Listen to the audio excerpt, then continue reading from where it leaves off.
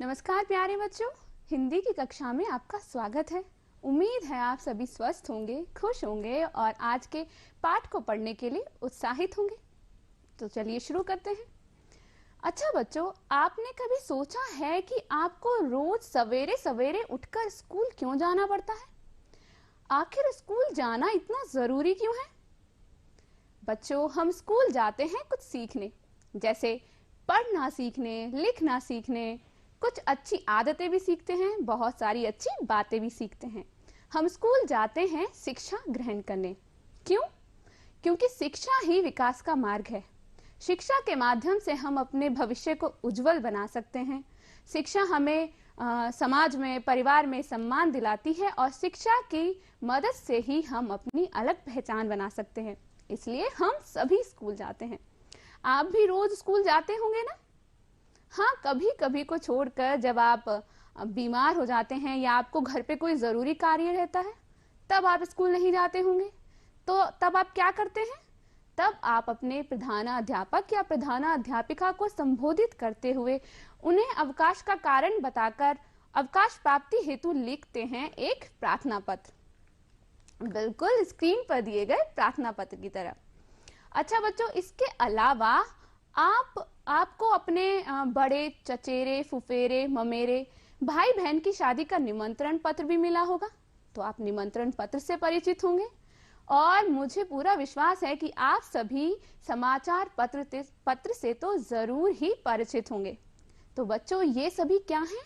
पत्रों के प्रकार हैं। लेकिन पत्र कहते किसे हैं? पत्र को हम साधारण भाषा में खत या चिट्ठी भी कहते हैं। तो पत्र क्या है? पत्र किसी कागज या किसी अन्य माध्यम पर लिखे संदेश को कहा जाता है। अच्छा बच्चों, अगर आपको अपनी कोई बात या अपने दोस्तों की कोई बात जाननी हो तो आप क्या करते हैं? आप उन्हें फोन करते हैं और उनसे पूछते हैं, या फिर फोन पर लिखकर मैसेज, संदेश को भेज देते हैं। लेकिन पुराने समय में जब मोबाइल फोन वगैरह नहीं हुआ करते थे, तो तब लोग एक दूसरे से बात करने के लिए या एक दूसरे तक अपनी बात पहुंचाने के लिए, उनकी कुशलता जानने के लिए या अपनी कुशलता बताने के लिए किसका प्रयोग करते थे? तब अपनी बातों को दूसरों तक पहुंचाने के लिए या संदेश भेजने के लिए पत्र ही एकमात्र साधन हुआ करते थे। तो बच्चों, पत्रों के द्वारा ही लिखित भाषा का सर्वाधिक उद्देश्य प्राप्त होता है, क्योंकि सबसे अधिक पत्र ही लिखे जाते हैं। तो बच्चों, अब आपने जाना पत्र किसे कहते हैं। तो हमारा आज का पाठ एक पत्र है। किसका पत्र? एक स्त्री का पत्र। और हमारे पाठ का शीर्षक भी यही है, एक स्त्री का पत्र। यह पाठ हम दो भागों में पढ़ेंगे, तो आज हम इसका एक भाग पढ़ने वाले हैं। इस पाठ के रचयिता श्री रविन्द्रनाथ टैगोर जी हैं। आप सभी इनसे जरूर परिचित होंगे। हमारे राष्ट्रगान जन गण मन के रचयिता श्री रविन्द्रनाथ टैगोर जी ही हैं। श्री रविन्द्रनाथ टैगोर का जन्म सन 1861 ईस्वी को पश्चिम बंगाल के एक धनी जमींदार परिवार में हुआ था। श्री रविन्द्रनाथ टैगोर भारत के महान कथाकारों में से एक हैं। कविता, चित्रकला और संगीत की दुनिया में उनका विशेष स्थान है। लिखने के अति सरल ढंग को अपनाते हुए इन्होंने समाज के विभिन्न वर्गों, जैसे किसानों और जमींदारों आदि के बारे में लिखा है। जातिवाद, भ्रष्टाचार, निर्धनता जैसी सामाजिक बुराइयां उनकी रचनाओं का अभिन्न अंग रही हैं। अपने लंबे लेखन काल में इन्होंने 90 से अधिक लघु कथाओं की रचना की है। स्त्री का पत्र उन्हीं कथाओं में से एक है। इनकी मृत्यु सन 1941 में हुई थी। श्री रविन्द्रनाथ टैगोर जी को सन 1913 ईस्वी में साहित्य के क्षेत्र में नोबेल पुरस्कार से भी सम्मानित किया गया है। तो चलिए बच्चों, अब चलते हैं अपने पाठ की ओर। एक स्त्री का पत्र। यह पत्र लिखा है एक स्त्री ने अपने पति को संबोधित करते हुए। तो पत्र में उसने क्या लिखा है? मृणाल एक परिवार की मझली बहू है। मृणाल एक सुंदर और बुद्धिमान स्त्री थी। मृणाल जब केवल 12 बरस की थी तब उसका विवाह कर दिया गया, और जब वह यह पत्र लिख रही थी तब उसके विवाह को 15 बरस हो चुके थे। मृणाल को कविताएं लिखने का बहुत शौक था। वह चुप चुप कर कविताएं लिखती थी। उसकी कविताओं की खास बात यह थी कि उसकी कविताएं सभी सामाजिक बंधनों और रीति रिवाजों से मुक्त थी। उनमें उसकी खुद की आवाज थी। मृणाल अपनी नन्ही सी बेटी की मृत्यु के पश्चात बहुत दुखी हो गई थी, क्योंकि मां बनने का दुख उसने सहा, लेकिन मां कहलाने का सुख वह न पा सकी थी। इस दुख को भी उसने पार किया। मृणाल के ससुराल का माहौल जो था वो बहुत ही घुटन भरा और रूखा था। मृणाल अपने रोजमर्रा के कार्यों में ही व्यस्त रहती, जैसे गाय भैंसों की सानी पानी में। उसे गाय भैंस ही ज्यादा अपने लगते। इसी तरह उसका जीवन व्यतीत हो रहा था। तभी मृणाल की जिंदगी में बिंदु आती है। बिंदु उसकी जेठानी की छोटी बहन है, जो अपनी मां की मृत्यु के पश्चात अनाथ होकर उनके घर रहने आती है। बिंदु के आने से सभी परिजन बड़े ही परेशान हो जाते हैं। उस अनाथ और असहाय लड़की के साथ परिजनों का ऐसा रूखा बर्ताव देख मृणाल बिंदु को अपने पास रख लेती है। मृणाल का बिंदु के प्रति व्यवहार सभी लोगों को पसंद नहीं आता, बिल्कुल फूटी आंख न सुहाता है, जिसकी वजह से सभी घर वाले बिंदु पर तरह तरह के इल्जाम लगाते रहते हैं, जैसे कभी चोरी का इल्जाम, कभी चेचक हो जाने का इल्जाम। उन्हें बिंदु पर इल्जाम लगाने के लिए किसी सबूत की आवश्यकता नहीं होती है। उनके लिए बिंदु का बिंदु होना ही काफी था। जब उस अनाथ असहाय लड़की को घर से निकालने की सभी कोशिशें नाकाम हो जाती हैं, तब उसका विवाह तय कर दिया जाता है। लड़के वाले लड़की देखने तक न आते हैं।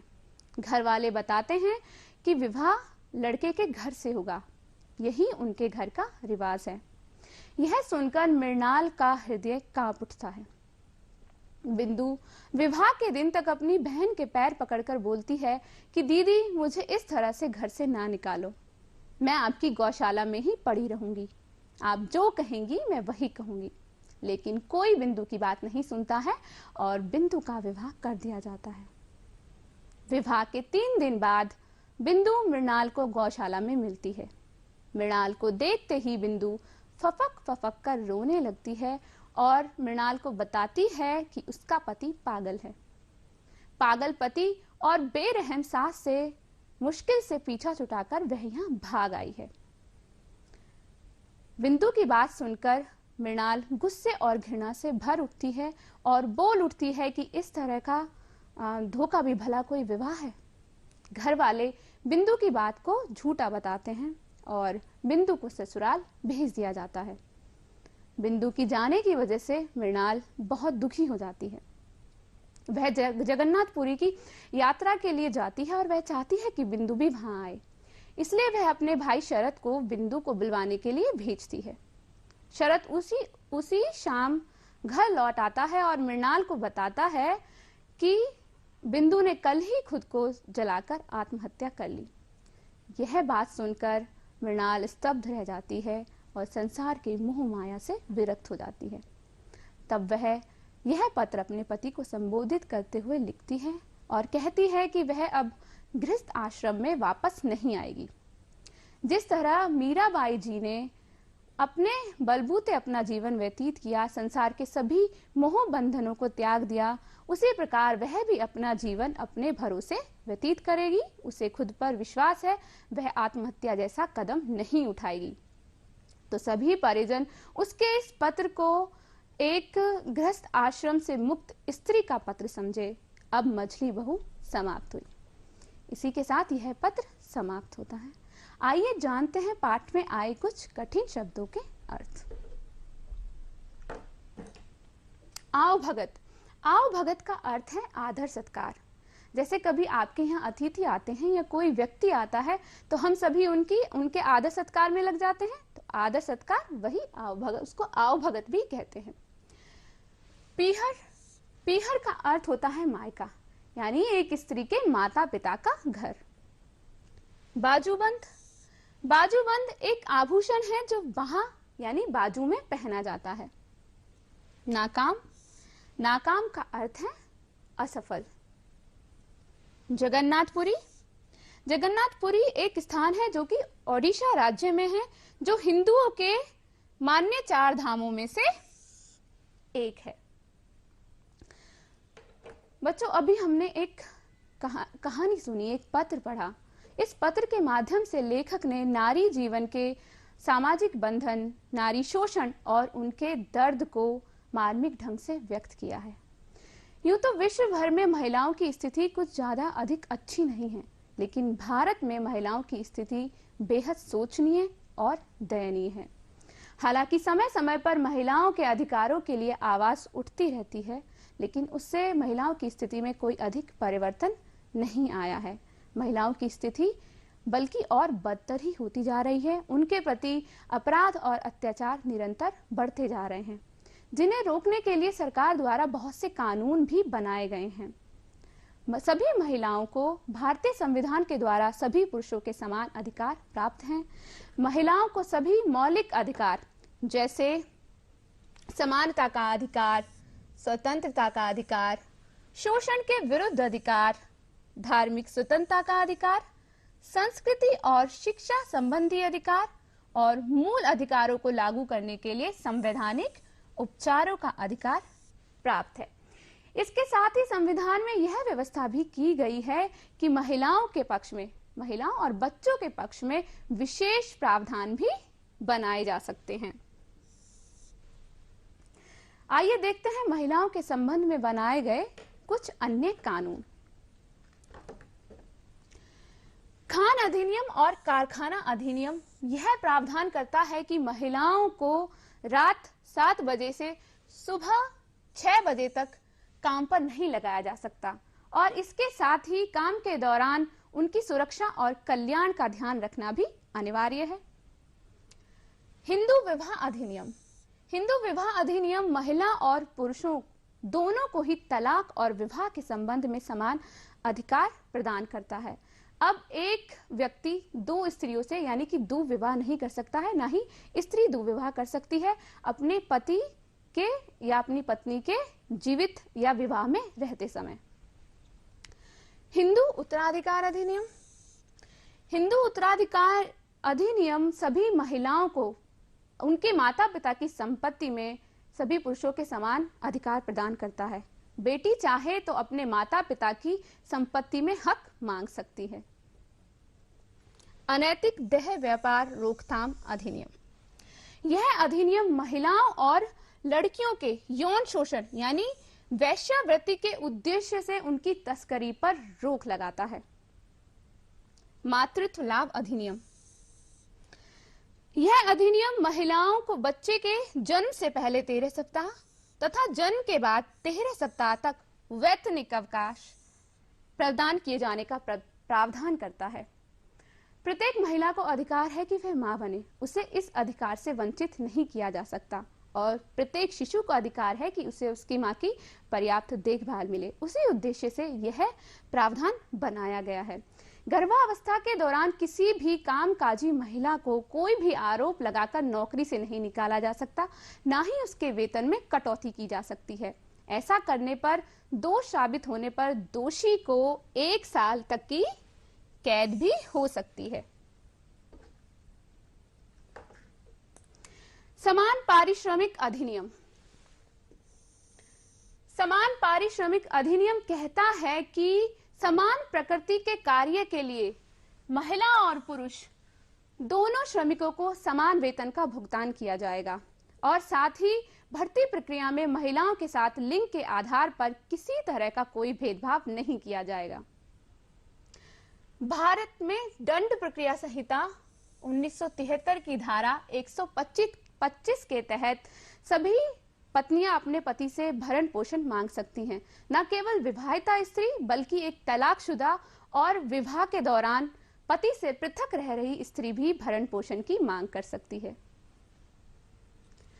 सती रोकथाम अधिनियम सती प्रथा को एक अपराध घोषित करती है। सती प्रथा क्या है कि पति की मृत्यु के पश्चात पत्नी को जबरन पति की चिता के साथ जलाने वाली एक प्रथा है। तो सती प्रथा अधिनियम सती प्रथा के भारत के किसी भी भाग में प्रचलन और महिमा मंडन को रोकता है और इसे अपराध घोषित करता है। किसी भी स्त्री को सती होने के लिए बाध्य नहीं किया जा सकता। कार्यस्थल पर महिलाओं के यौन उत्पीड़न रोकथाम, निषेध और निवारण अधिनियम 2013 के तहत कार्यस्थल पर महिलाओं को यौन शोषण से सुरक्षा प्रदान करने के लिए बनाया गया है। राष्ट्रीय महिला आयोग अधिनियम, इस आयोग का गठन महिलाओं के संवैधानिक और कानूनी अधिकारों और अन्य सुरक्षा उपायों से संबंधित सभी मामलों का अध्ययन और निगरानी करने के लिए किया गया है। तो बच्चों, अभी हमने जाने बहुत ही संक्षेप में कुछ अधिकार जो महिलाओं को प्रदान किए गए हैं ताकि उनकी स्थिति को और अच्छा बनाया जा सके। लेकिन ये कानून तब तक हम कारगर सिद्ध नहीं होंगे जब तक कि समाज की मानसिकता महिलाओं के प्रति नहीं बदलेगी। जब तक समाज महिलाओं के प्रति संवेदनशील नहीं होगा, तब तक महिलाओं की स्थिति में हम किसी भी सुधार की उम्मीद नहीं कर सकते हैं। हमें चाहिए कि हम महिलाओं के प्रति संवेदनशील बने, उन्हें उनके अधिकार दें, क्योंकि जब तक देश की आधी आबादी विकसित, शिक्षित नहीं होगी और इस तरह से शोषित होती रहेगी, तब तक देश विकसित नहीं हो सकता है।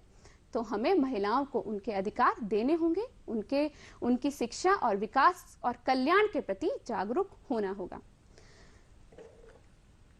अब अंतर्राष्ट्रीय महिला दिवस।